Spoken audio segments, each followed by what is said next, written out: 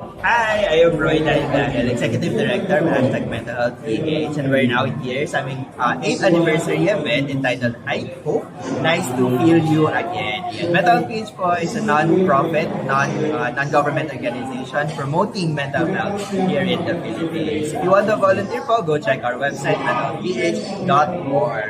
Ayan.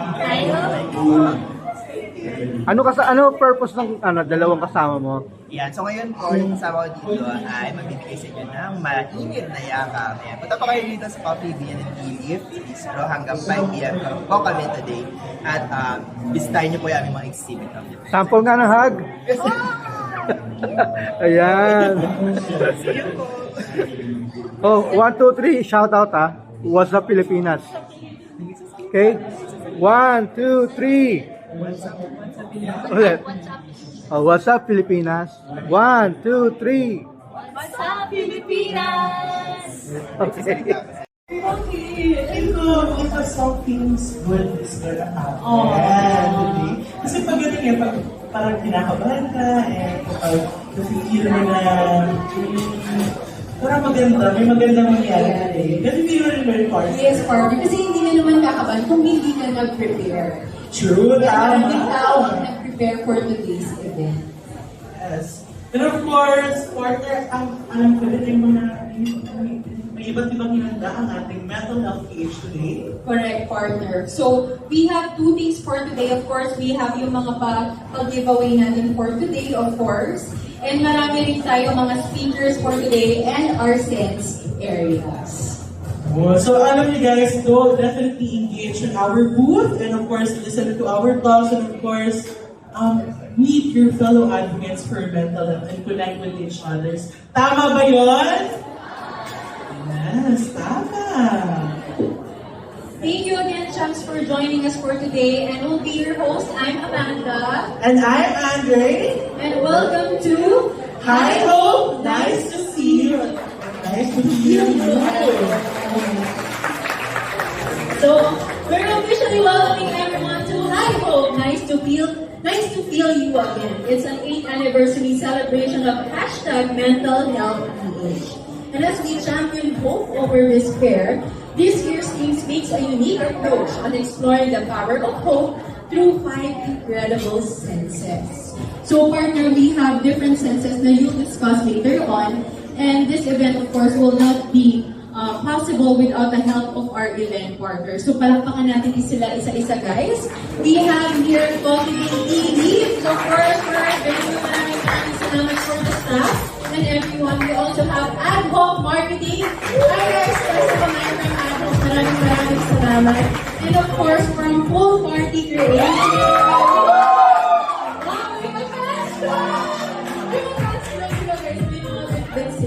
Grabe naman, of course, talaga naman, in a world of often clouded with uncertainty, hope emerges as a guiding force, offering solace to those in distress and courage to those in doubt. It is a whisper of possibility in the midst of despair, a gentle reminder that even in our darkest times, there is a flicker of light waiting to be ignited. Here at #Mental Health PH, we believe that there is no light that we cannot overcome. Right, Charles? Yes! So you know, we call our mental health members champions because you champion in advocating for mental health every single day. So join us as we immerse ourselves today in a world of hope where every sight, smell, sound, taste, and touch is a reminder of the power we hold within us to create change, inspire others, and champion hope anytime, anywhere. From everywhere. And of course, together, let us embrace the beauty of our humanity and limitless potential for our future. Chavs, welcome to Hi Hope, nice to feel you again. Where hope is not just a concept of a tangible force that guides us towards a brighter tomorrow. Yes, and of course, before we proceed to our event, we'd like to hear some welcoming remarks from Mental Health PH very own Executive Director, Mr. Roy Dahil. Let's give him a round of applause, please. Thank you so much. Thank you so much. Contra Energy, good morning sa ating lahat at welcome at maraming salamat po sa pagising ng maaga on a weekend, no? At pumunta dito at makipag-celebrate sa amin. So first of all po, gusto ko namin pasalamatan, of course, yung ating mga ad hoc marketing at tumulong sa ating buhay. For this partnership, we have full party as well. And of course, yung pwede natin the Coffee Bean and TV. Okay. At iba pa natin mga sponsors. Fun trivia lang ito. Nung nagsisimula pa lang ang Mental Health PH, kami nila Gilbert, Ives, Norris. Kung babalikan ko yung mga photos namin ng pagko-conceptualize ng Mental PH, lahat yun puro nasa CDTL nagaganap. Kasi dati, parang wala pa kami ganong karaming pera. Nag-rely lang kami sa vouchers ni Kimo. So may mga free vouchers for coffee siya. So doon kami parang lahat na ng branches ng CDTL, napuntahan na namin para mag-meeting. So parang safe to say, parang dito talaga rin napanganak yung Mental Health PH. Ang naganda niyang kami na on our 8th anniversary, nandito kami with all of you guys, sharing this space. Kaya grabe talaga the universe para conspires para mangyari yung mga bagay at makundila ng mga passionate individuals for mental health. And kaya sa nakakatuwa. Anyway, when Lawrence and I started Mental PH 8 years ago, it only started with a question, interesting question. Bakit ganon? Bakit yung mga tao may mental condition, ito ni Lawrence, ay hindi makakapag-share ng kanyang story or hindi na pag-uusapan yung kanyang mga kwento. If you remember 8 years ago, wala pa tayong mental health law. So, ibig sabihin nun, wala pang batas na nagpoprotekta para sa ating mental health. Wala pang batas na nagpoprotekta para sa mga tao may mental health condition.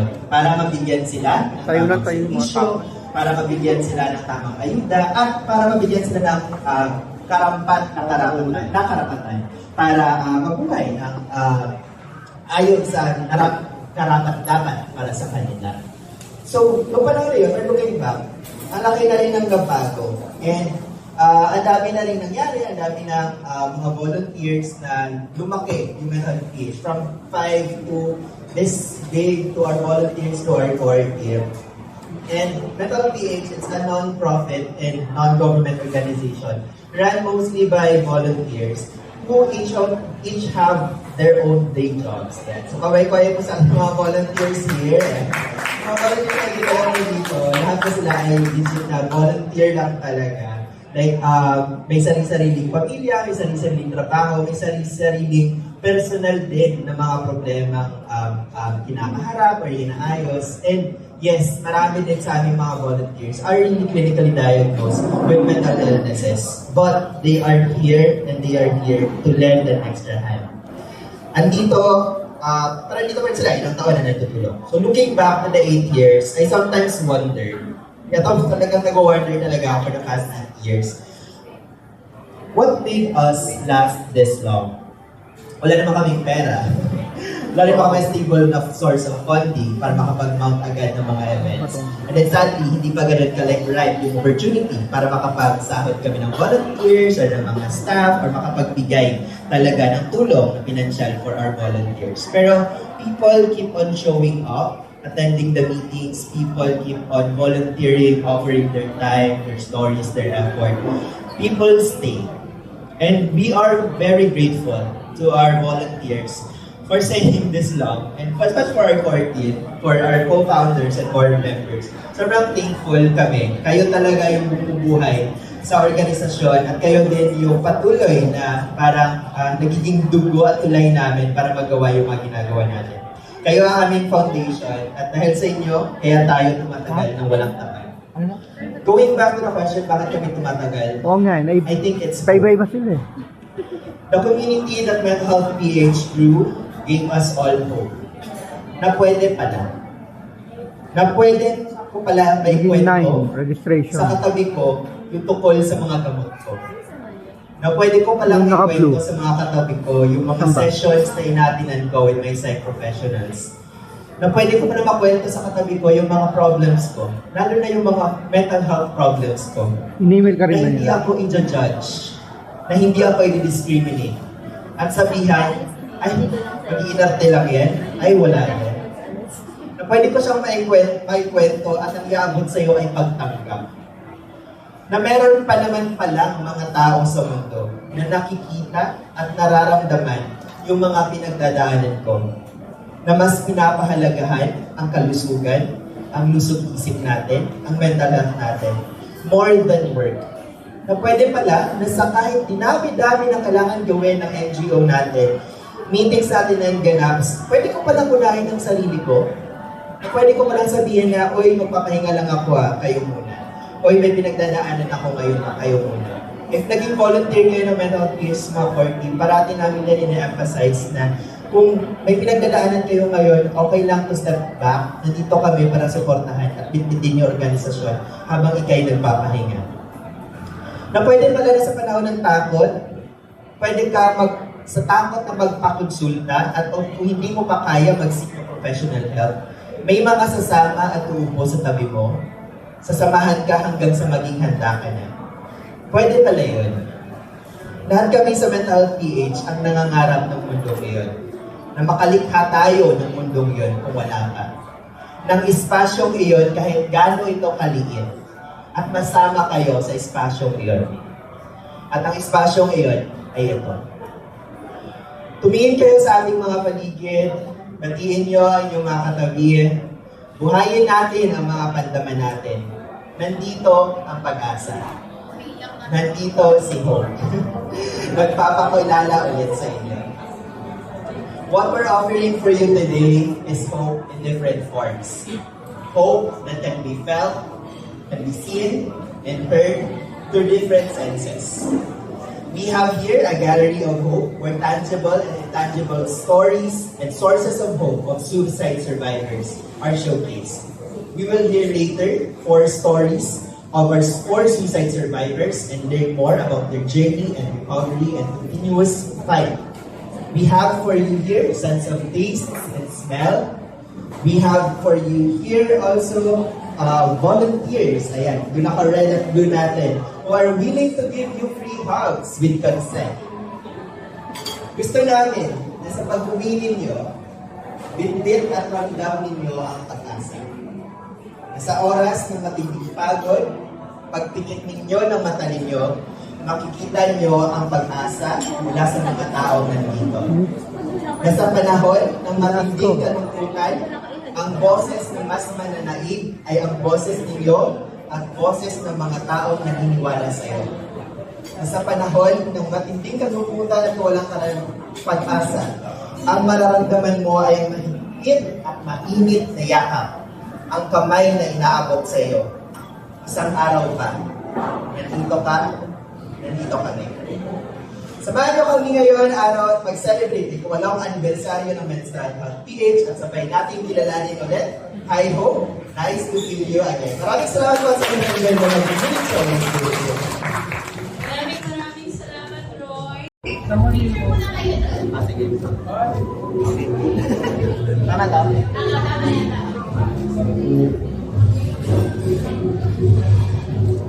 Okay, sige. Alright, on your pose. And now, without further ado, let us proceed with the ribbon cutting ceremony. Roy, Nikki, and Sol. Dito naman.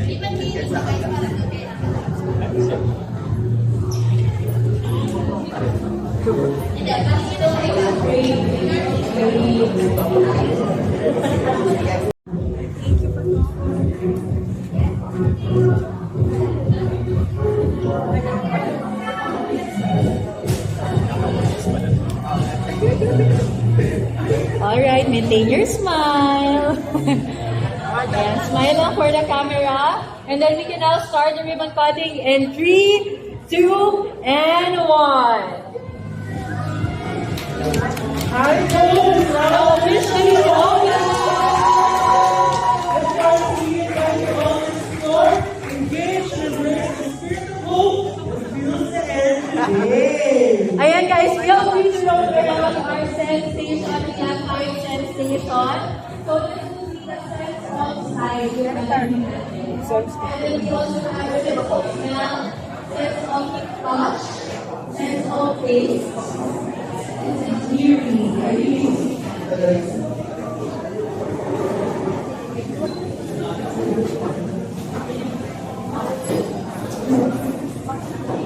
And then we're seeing guys, we're also really part of our sense of hearing. Because we're share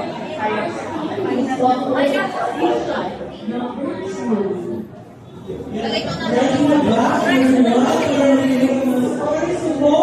Kayo ulit. Kayo ulit.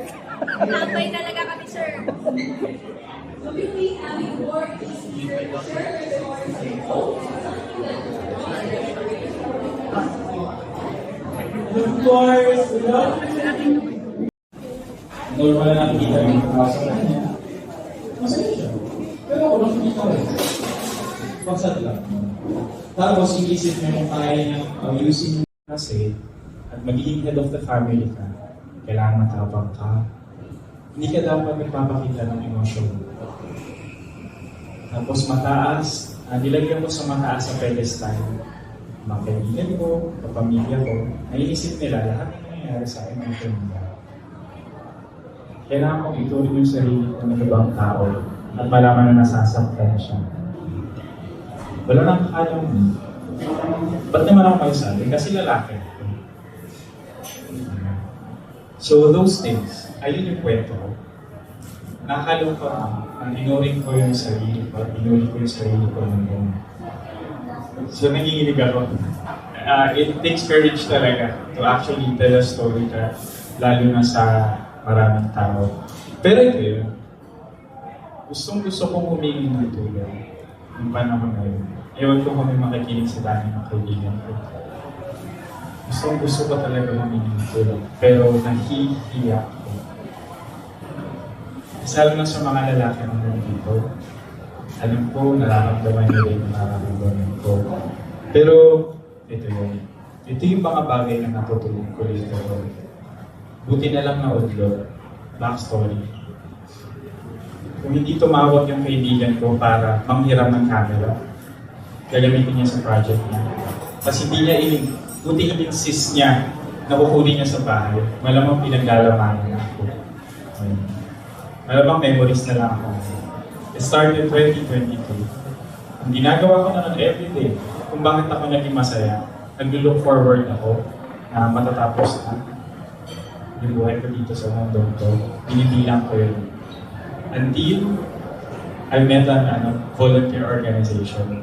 Ang pangalan ng volunteer organization na yun, the I am Making a Difference. Doon ko nakilala si mental health PH. Si Miss Nikki, si Cheryl. So, ano yung nagawa ng mga organization na katulad nito sa akin? For the first time, may nag-translate ng soul ko. May nakakilala kung sino ko, may nakakita sa akin for the first time. Na hindi ako facade lang. Na hindi ako yung bagay na ini-expect ng mga tao sa akin na ako yun. For the first time, may nakakita sa akin, may nakarinig. Kaya ayun nag-open ang door sa akin para ma-share yung hope ko para sa mga bata na may autism. Noong nandun kami sa isang volunteer camp na sinamahan namin, may isang bata doon na nagsabi sa akin na, Kuya, ano pong trabaho niyo? Sabi ko, decide mo. Anong ginagawa niyo? Kasi sa lugar nila, ang ginagawa nila normally sundalo, ayun ang makikita nilang profession, sundalo, teacher, police, ay doon kasi sila exposed. Kaya, during that time, sinabi niya sa akin na, itong sinabi niya, Kuya, pinapanalangin ko na sana lahat ng pangarap mo matupad. At tanong niya sa akin, anong pangarap ko? Sabi ko, gusto ko lang maging masaya. Gusto ko lang umiti na totoo yung ngiti ko sa harap ng mga tao na hindi siya facade lang, na hindi advertising smile. Yung ginagamit ko pag may corporate meeting, those things. Kaya for the first time, hindi ako. Kaya ano yung mga ginawa kong bagay after this? Kasi dapat may resolution palagi. Ayun. Number 1, magpahinga ako. You need a lot of rest. Sunod, nangingi ako ng tawad sa Diyos. That time kasi, religious nga family ko, pero nakalimutan ko sila. Hindi ako manalangin. The next thing I did, I shared the hope sa inyo. Kaya I hope na para sa mga nandito umaten ngayon sa High Hope, sana makilala niyo ulit si Hope. Kasi ito yung ibigay ng way for more hope din sa mga bata. For me, salamat po mga minutes. So, ito yung biggest question after this. Kung kayo tatanungin, ano ba mas mahalaga? Self-love o selfless love? Voluntarism, it's selfless love. Diba? Yung pag-search sa religion, in the religion, it's selfless love. Yung mga nandito, meron na kayo, selfless kayo, kaya kayo nandito. Pero, ano ba mas importante? Selfless, self-love o selfless love? Ano po? Self-love. Self-love. Good point. Sinong nagsasabi ng selfless love? Yung mas importante. Can you please raise your hand? Over time. Why?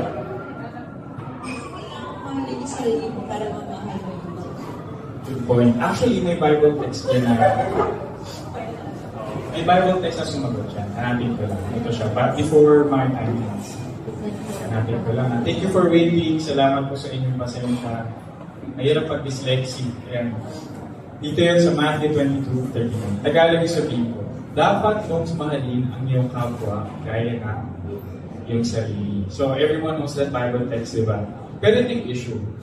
Paano kung hindi ko mahal ang sarili ko?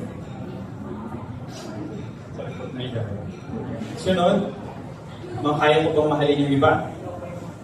Paano kung hindi ko kayang patawarin yung sarili ko? Kaya ko bang patawarin ng iba? Paano kung hindi ako naniniwala sa iba? Naniniwala sa sarili ko, maniniwala ba ako sa iba? Paano kung hindi ko nakikita yung ganda ng sarili ko? Makikita ko ba yung ganda ng iba? So let's ask ourselves. It always starts in us. Pero ito yun. We have to have both. Tama si Madamo. We have to have both. We need self-love and we have to have selfless love. Para siyang food and water. Ayun yung recently na-discover ko. Hindi pwedeng puro self-love lang. Hindi lang puro pwedeng selfless love. Para siyang food and water. Kaya if we want to live, habang mahaba na masaya, we have to have both. Ay magbibigay ng pag-asa sa atin. Kaya, let's give a round of applause para sa mental health PH sa kanilang mga. Maraming salamat po kay Kasama Stories. Thank you po sa ating.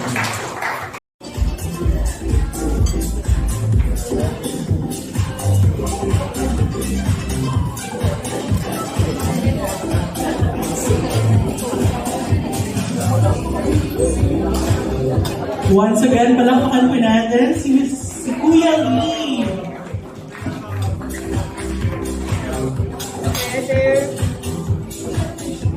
Ready, 1, 2, 3,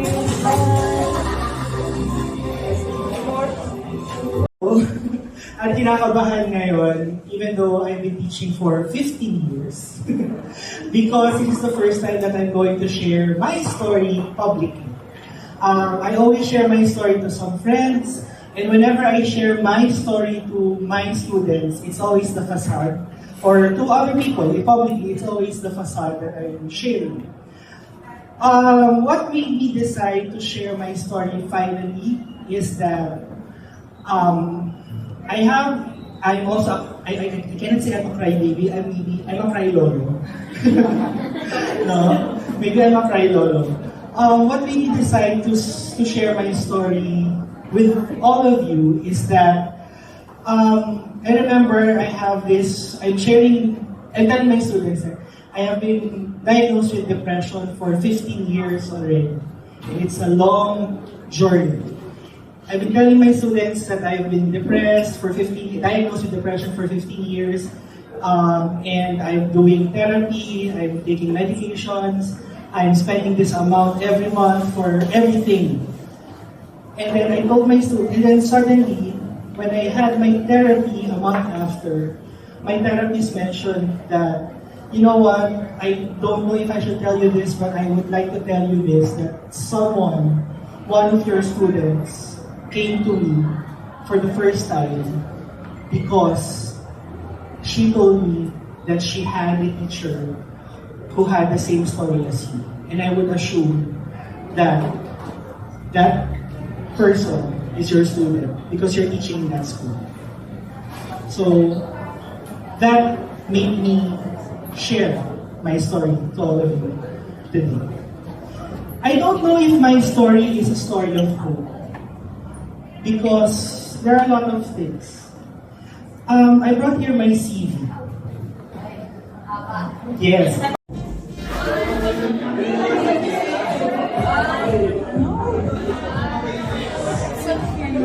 Guys, pwede kumuha ng cookie one on each cookie, and you'll get an affirmation. Oh, pwede daw kumuha.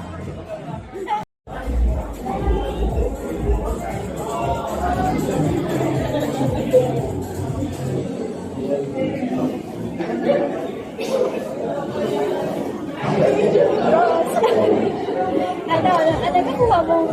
Aking bipolar 1 with psychosis. I was diagnosed exactly on October 10, 2015. Magna 9 years na pala next year. Kaya pala 8 years this year. So hi everyone, I am Marlene. I'm here to share my story. No? As mentioned by the host, my life story was featured in ABS-CBN's Paandaanan Kaya portrayed by Julia Barreto. Alam kong hindi ko siya kamukha, huwag mo kayong magalit. Pag tinignan niyo ako dito sa arko ng toon, Angelique Manto. Ay, sorry po. Diba, minsan naging as a president of medications to help me stabilize the mental health. I was on the road to healing, and I cloned people I had been seeking special care. So when I heard those words from someone I had been depending on a lot, it cut me through the heart. I had always been susceptible to self-harm. I have been diagnosed. Marami pa kayo energy kasi parang lahat tayo maraming kinape. Nakadalawang kape na ako ngayong umaga. So, first and foremost, I just want to share na yung event na to has been made possible because of the kindness of so many people, na nagbigay generously ng time, ng effort, nag-share ng talent, nag-share ng resources, and nagbibigay ng energy. Di ba, the whole morning, naramdaman natin yung energy from different people na nakakataas talaga ng pakiramdam. To share with you guys, briefly lang how this project also came to life. It actually started with a random conversation with one of my college friends, si Mark. Kaway ka naman, Mark. Kasi super random, nag-reply lang siya sa story ko na hindi kami consult ako about mental health. Yun lang. Tapos nag-uusap kami, and then may shinare siya na idea. Tapos nagkataon na gusto nila magkaroon ng event on April 27. And then, ang anniversary ng Mental Health PH is April 32. So, 3 days on the ago, sabi ko, parang meant to be yung project na to. And, naalala ko, sinabi ni Mark Red Samalis, gusto nila to give back to the universe, to God, or whoever is a higher power na you believe in. Gusto lang nila magbigay doon. So, nagkataon also na yung team niya and our team in Mental Health PH, ang goal naman ever since is to do good for the people around us. And I've always believed na what you give out into the world comes back to you. So, nung inumpisahan namin yung journey na to, na andun yung just wanting to do something good. Nag-present kami sa iba't ibang stakeholders. And yung kindness na gusto namin ibigay, nahanap niya yung way back to us with the van, with fireworks and everything, resulting to, ay wala na pala yung high hope. Sayang yung effort kung gano'n. Resulting to high hope. So I'd like to give my deepest gratitude to first ad hoc marketing, kala Mark, kala Henson for coming up with this concept. Sila nakaisip ng concept na to. And to Pool Party Creatives, kala Miss Karen, na bumuhay, sila ang bumuhay ng concept na to. Kanina pa silang 5 AM nandito nagde-design ng space for this event. And of course, to Coffee Bean and Tea Leaf. Kaya Luis! Say hi! For giving us this space. Since noong una sa stress kami, hindi namin alam saan namin gagawin yung event. But thanks to Coffee Bean, nabigyan kami ng magandang event na sakto sa mga tao na nandito. And of course, to my Mental Health PH family. Ay, nandiyan na sila sa palibot. Mostly yung mga nakaputi. Yung hindi na kawaii sumunod sa color code. Joke lang. But nandiyan lang ang Mental Health PH. I've always believed na we are at the heart of this advocacy alongside with our esteemed speakers and partners, sila Lisa Emery, si IF Mad, and yung mga brave souls who shared their 8 stories of hope dun sa gallery natin. Super thank you for putting so much heart for today's event. And hindi ko na papahabaan kasi baka gutom na yung mga tao. To conclude what we learned this morning, siguro gusto ko lang ulit i-remind you 3 things. First is, don't be afraid to do something good. Second is to speak out your truth. And last is to choose hope. Maraming salamat.